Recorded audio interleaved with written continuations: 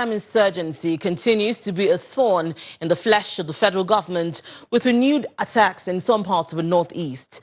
In this report, our correspondent Olumide Macaulay takes a look at the theatre of conflict amidst calls for the governor of Borno State, Babagana Zulum, that more personnel should be recruited into the army to adequately prosecute the war against terror.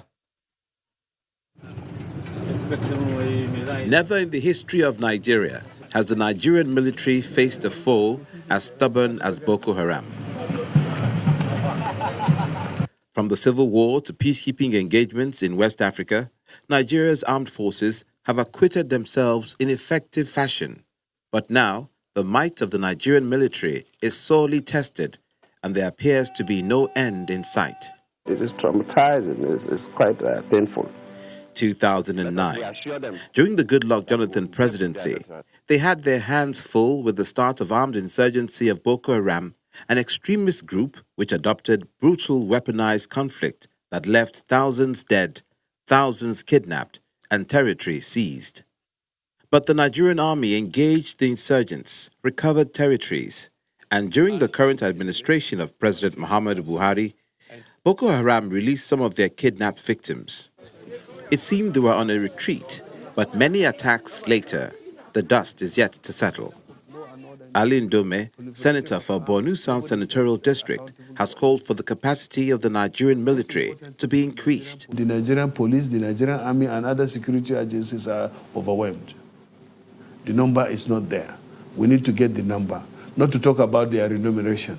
They are not paid. They are not well paid, despite the fact that this government came in and improve on the salary. You are talking about minimum wage now, jacking it up to 30,000. What happened to the Nigerian army side?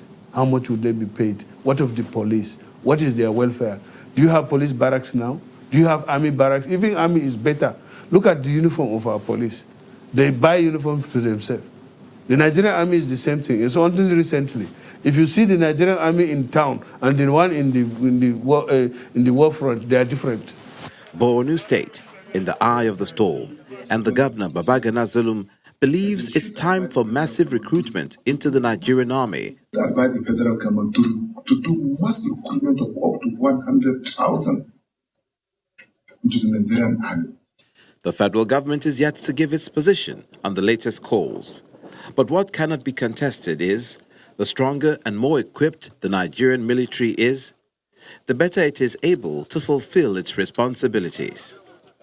Olumide Macaulay, Channels Television News.